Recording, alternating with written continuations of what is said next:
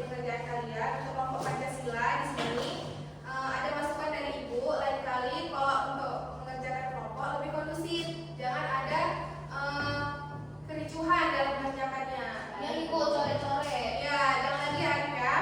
Nah, untuk kelompok yang kedua ini sudah bagus Ibu lihat dan juga hasilnya ini sudah sesuai dengan apa yang Ibu harapkan.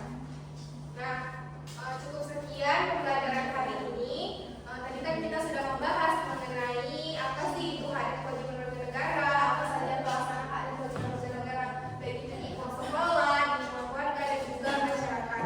Dan alhamdulillah juga anak-anak ini sudah menyelesaikan pengerjaan RKPD-nya dengan baik. Kita kasih tepuk tangan dulu untuk kita hari ini. Nah, jadi sebelum pembelajaran ditutup di sini ada yang mau kasih kesimpulan? Saya Bu. Ya, Rufa. Kesimpulannya, pelaksanaan hak dan kewajiban warga negara secara seimbang berarti warga negara menjalankan tanggung jawabnya sebagai syarat untuk menikmati haknya dan menggunakan hak